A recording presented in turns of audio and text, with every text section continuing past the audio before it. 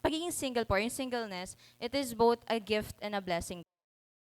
Mas better na ako lang mag-isa yung nagwo-worship kay Lord. Mahal kita. Gihigugma ko ikaw. Ay-ayatin ka. Palangga ko ikaw. Hinihigugma ko ikaw. Namumutanta ka. Kaluguranda ka. Inaruta ka.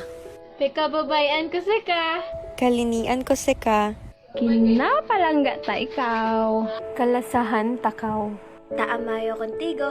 Buong nawa hukon. Taamayo contigo. Pen hodja. Mabaya ko sikaw. Aganma ko ika. Naila ako sa imo. Inado taka. Enggigigma takaw. Gagabayan akense ka. Palangga ta ikaw. Pipiyan tika. Dakal ginawakok ni ko. Ang kaalikit, ako kamo. Nahigugma ko nimo. Kinahigugma ko ikaw. Hinigugma ko ikaw. Kando tage. Idutaka. Hitsada ko imo. Anlabien ka ta. Tahigugma takaw. Laylay diksik ah. Payabata ika. I love you.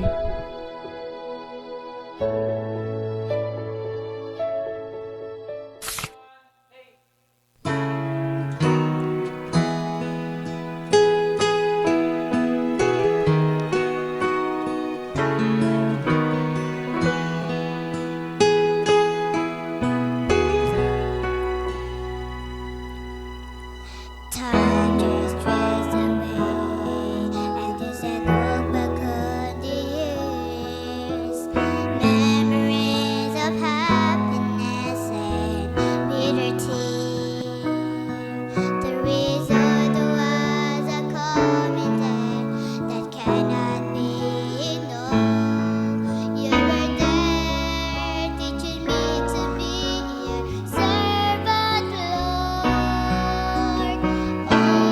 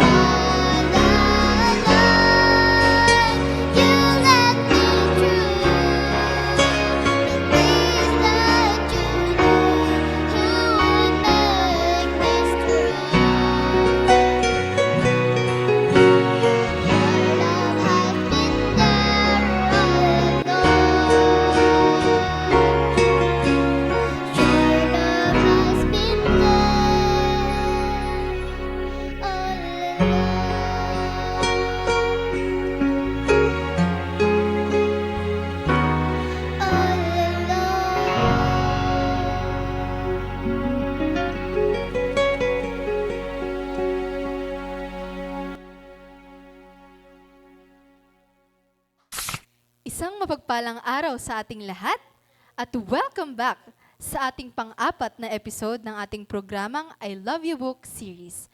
Dito ay muling matutunghayan na naman natin ang tungkol sa pag-ibig. Handa na ba kayong muling makinig, matuto at kiligin? Dahil it is Love's Plot in God's Path. Ayan, bago tayo magsimula, tayo muna ay manghihingi ng guidance mula sa ating Panginoon. Let's pray. Dakila at banal naming Diyos na makapangyarihan sa lahat, Panginoon na naglalang sa bawat isa sa amin. Panginoon, kami po ay nagpapasalamat na kami po ay narito upang kami po ay magbahagi ng inyong pong pag-ibig. At Panginoon, sa mga oras na ito, habang kami po ay magtatalakay, inaanyayahan po namin ng banal na Espiritu na siyang sumaamin ng sagaran amin itong maintindihan, may tanim sa aming puso't isipan, at may sakabuhayan, Panginoon. At muli, nagpapasalamat po kami sa inyo pong patuloy na pag-ingat at paggabay. Ito lamang po aming samot dalangin sa pangalan ni Jesus, namin tagapagligtas. Amen. Ayan. So, ang ating makakasama ngayong araw na ito ay walang iba kundi si Sister Casey Lingo na nagmumula pa sa Kirkland SDA Church. So, hi sis, kumusta Hello ka po? Ayan. Okay lang naman po. Ayan. So, okay lang. Yes. Lahat ng tinatanong ko, naka-episode 4 na tayo, lahat ng sinasagot nila, okay lang sila. Walang further explanation. Okay lang naman. Ayan. So, ang ating chapter 4 nga pala ay may pinamagatang Coping with Singleness. po. Ito na yung para sa mga single. Mga single, ito na, panahon nyo na to. Ayan, so talagang inaantay ng mga single tong episode na to kasi Yes talagang po. marami silang matututunan. Tsaka marami din talagang mga advices na pwede nating makuha. Ma-share po. Yes po. Yan. So, sa ating chapter 4 na ito, ang coping with singleness, para sa'yo ba, ano sa palagay mo yung advantage ng pagiging single? Ayun, dun po kasi sa chapter 4, which is po yung coping with singleness, sinabi po doon na yung pagiging single po, yung singleness, it is both a gift and a blessing po. Which has po, it has different or many advantages po or benefits po, lalo na po sa mga single po. Number 1 po dyan, syempre po, mas marami yung freedom na nakukuha mo. Syempre kasi po, mag-isa ka lang, like, solely yung decisions mo is ikaw lang po talaga yung ikaw lang yung magde-decide niyan and walang external factor na mangingialam po sa iyo. Next po is you have more time po for yourself, for academics, for everything po na gusto mong ma-achieve or gusto mong gawin. Next po is you also have more attention po for yourself, for God, for serving, for ministry, and for everything po. And last po, I think, ano po talaga, kapag po single po talaga, I think, may inner peace po talaga. Like, wala ka pong pinoproblema, wala kang wini-worry. Kasi nga po, ang wini-worry mo lang po yung sarili mo, yung development mo, and yung growth mo po as an individual. Ayan. So, pag nagkamali ka rin sa decision mo, wala ka rin ibang sisisihin, kundi sarili mo lang.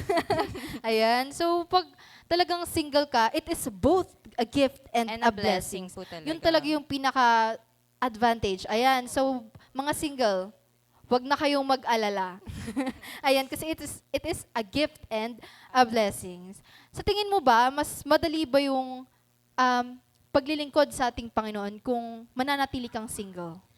I believe po, depende rin po yan sa tao kung paano niya po magwe-weigh or paano niya po ibabalance po yung pag-worship niya and yung personal life niya po. Pero sa akin po, syempre po ako single po ako. Syempre po, sa akin, mas better na ako lang mag-isa yung nagwe-worship kay Lord. Since parang focus ko is nandun lang po. Like yung pagwe-worship ko kay Lord is solely and completely, wholly talaga yung binibigay ko kay Lord. But if meron naman pong like relationship, I believe din po, mas better din po yun. Kasi parang yung kayong dalawa po sa relationship, you get to know more each other's side po. Tapos yung perspective po ng bawat isa, na makikita nyo po kung ano mga po ba yung beliefs po. Although, mas maganda nga po na same beliefs po kayo, like same ka-Christian and such po.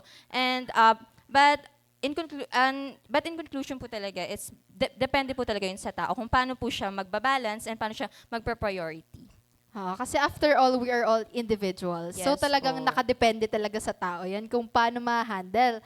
And sa mga panahon na ganyan, ano yung mga maipapayo mo sa mga kabataan, kapwa natin kabataan na single and ano ba talaga yung mga dapat nilang gawin? Dapat ba silang mag-worry or not?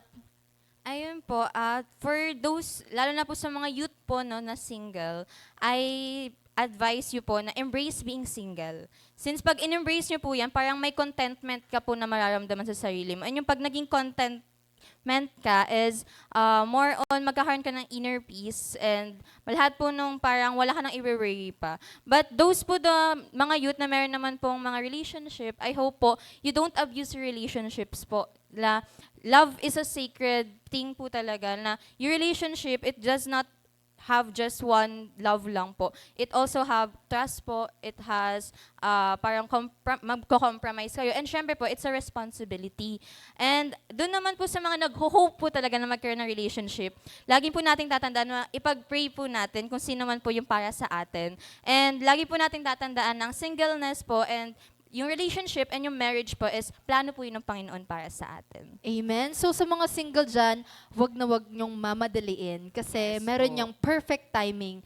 Kaya nga 'di ba, it is love's plot in God's path. Ayan, maraming salamat po, Thank sister, you po. na pinaunlakan mo yung invitation namin at nagkaroon kami ng time na makapag-share with you at sa mga viewers natin. Ayan. So, okay lang ba na pag-pray mo kami? Yes po. Tayo po yung manalangin. Panginoon na mahapangyarihan ka po sa lahat. Kami po nagsasambat na nagpupuri sa iyo. Lord, sana po ang lahat po ng nakakarinig, lahat po ng nandirito ay ma-enlighten nyo po, lalo na po sa mga singles, and dun po sa mga, syempre po sa mga may asawa or may relationships na, I hope po na ang I Love You book series, lalo na po ang book nito, ay magkaroon po sila ng enlightenment and may sa buhay, may sa puso at may sa isip po nila. At nawa po ang lahat po ng mga advices and suggestions, lahat po ng beliefs under Adventist Church ay nawa po isabuhay po ng lahat. Ito lamang po ang amin samat dalangin sa matamis na pangalan ni Jesus. Amen. Amen. Ayan. Maraming salamat po sa ating mga masugid na taga-subaybay ng ating programang I Love You Book Series. Nawa ay wag po kayong magsawa at muli po ay antabayanan po ninyo ang ating susunod na episode, ang ating Chapter 5. Wag na wag po kayong mawawala. Ang amin pong hatid ay pag-ibig saan mang sulok ng daigdig.